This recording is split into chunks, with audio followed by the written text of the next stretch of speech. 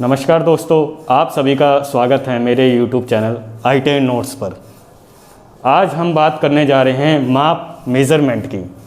ये माप और मेज़रमेंट क्या होता है, माप हमें किस तरीके से यूज़फुल होता है हमारे दैनिक जीवन में, या हम जैसे किसी इंडस्ट्री में काम करने जाते हैं, जब हम अपना डिप्लोमा कोर्स या ITI कोर्स पूरा कर लेते हैं तो हमें मेज़रमेंट के ऊपर ही सारा वर्क करना पड़ता है। कोई भी वस्तु हमारी जो भी बन रही है इंडस्ट्री के अंदर, वो डिपेंड करती है उसके मेज़रमेंट पे। मेज़रमेंट ही डिसाइड करता है उसकी एक्यूरेसी। एक्यूरेसी मतलब कुछ हर वस्तु में कुछ ना कुछ टॉलरेंस रखी जाती है, बट डिपेंड करता है उसकी एक्यूरेसी किस तरीके से आएगी। 0.5 में टॉलरेंस हो सकती है, 0.03 में, पॉइंट में ही हमेशा टॉलरेंस होती है, 0 पॉइंट ऐसे करके। तो डिसाइड करता है कि कोई भी वस्तु हमेशा उसकी एक्यूरेसी पे डिपेंड करती है क्या मेज़रमेंट होगी। अब ये माप जो होता है, माप डिसाइड करता है कि जैसे मान लीजिए ये एक वस्तु है, ये पेन एक वस्तु है, पेन एक वस्तु है, इसकी कुछ लंबाई होती है, इसकी कुछ मोटाई होती है, इसका कोई व्यास होता है। अब जैसे ये जो व्यास होता है, ये जो गोल तरीके का वो होता है, वो व्यास कहलाता है।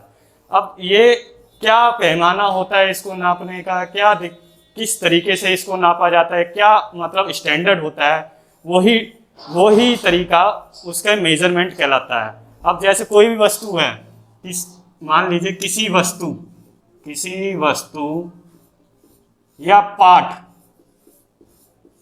पार्ट मतलब जॉब हो सकता है। अब जॉब क्या होता है, जॉब एक तरीके से हम जॉब इंडस्ट्री के अंदर हम जॉब को नौकरी अलग होती है, नौकरी भी मीनिंग होता है जॉब का, बट इंडस्ट्री के अंदर हम जॉब को संबोधित करते हैं, इंडस्ट्री के अंदर जॉब को संबोधित करते हैं उस छोटे छोटे पार्ट यानी स्मॉल फिटिंग्स। अब आप ये सोच रहे होंगे ये स्मॉल फिटिंग्स क्या होती हैं। मान लीजिए कि ये वस्तु है, अब वस्तु में आपका ये मैं आपको मार्कर दिखा रहा हूँ, इस मार्कर में कुछ फिटिंग्स हैं, एक ये फिटिंग्स है, एक ये फिटिंग्स है, एक ये फिटिंग है। ये मतलब ये इंडस्ट्री में अलग अलग लेथ मशीन पे या वाइस के ऊपर वर्क करके, जॉब के ऊपर मतलब वर्क करके इसको एक एक्यूरेसी दिया जाता है इन फिटिंग्स को। और ये फिटिंग्स ही डिपेंड करती हैं किसी भी वस्तु के निर्माण में कि उस वस्तु का जो निर्माण होगा पूरी तरह एक्यूरेसी के साथ होगा, और कहीं पे अगर फिट किया जाएगा वो पार्ट तो पूरी तरह वो वर्क करेगा।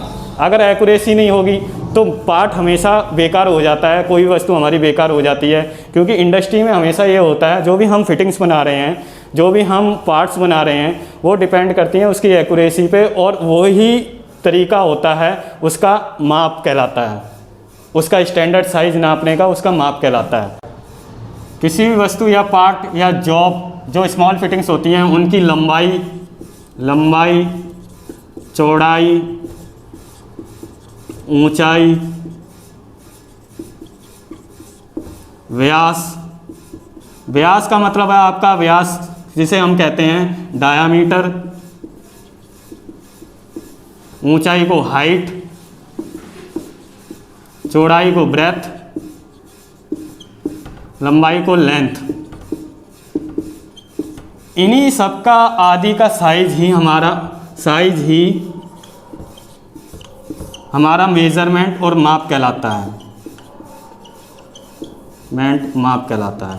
अब ये जो माप होता है हमारा मेजरमेंट किसी भी इंडस्ट्री के अंदर बहुत ज़्यादा ज़रूरी होता है, क्योंकि इसके ऊपर ही कारखाने का सारा उत्पादन निर्भर करता है। अगर कारखाने में हम कोई भी पार्ट बना रहे हैं, अगर वो गलत तरीके से बनेगा, इस फिटिंग्स आपकी गलत तरीके से बनेंगी, आप एक्यूरेसी नहीं देंगे उसमें, तो आपका पार्ट बिल्कुल बेकार हो जाएगा, कहीं फिट नहीं हो सकता। क्योंकि टेक्निकल पार्ट्स ऐसा होता है, टेक्निकल पार्ट्स के अंदर हमेशा एक्यूरेसी बहुत ज़रूरी होती है। अगर एक्यूरेसी नहीं होगी टेक्निकल पार्ट्स के अंदर तो वो कहीं फिट नहीं हो सकता। अगर एग्ज़ाम में आपको क्वेश्चन आता है कि माप मेज़रमेंट की डेफिनेशन दीजिए, अर्थात परिभाषा दीजिए, तो आपको ये लिखना है माप मेज़रमेंट किसी वस्तु या भाग की लंबाई, चौड़ाई, ऊंचाई और व्यास आदि जरूर आपको मेंशन करना है, साइज़ को ही माप कहते हैं।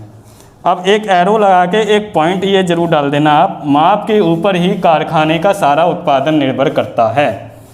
जैसा कि आपने ये डेफिनेशन नोट डाउन कर ली होगी माप मेजरमेंट की, तो आज मैंने आपको नॉलेज दी है माप मेजरमेंट के ऊपर, थोड़ी सी ब्रीफ नॉलेज दे दी है आपको मैंने इस क्लास के अंदर। अगली क्लास में मैं आपको नॉलेज दूंगा माप की इकाइयाँ, माप की इकाइयाँ जिन्हें हम यूनिट्स ऑफ मेजरमेंट बोलते हैं, units of measurement. Units of measurement के ऊपर मैं आपको अगली क्लास में बताऊंगा किस टाइप की इकाइयाँ होती हैं, क्या क्या मेजरमेंट होती है, कितने टाइप के मेजरमेंट है। आपको अगर मेरा पढ़ाया हुआ कुछ समझ में आ रहा है तो आप मेरे चैनल को ITI नोट्स को लाइक, सब्सक्राइब और शेयर जरूर करें। धन्यवाद, जय हिंद।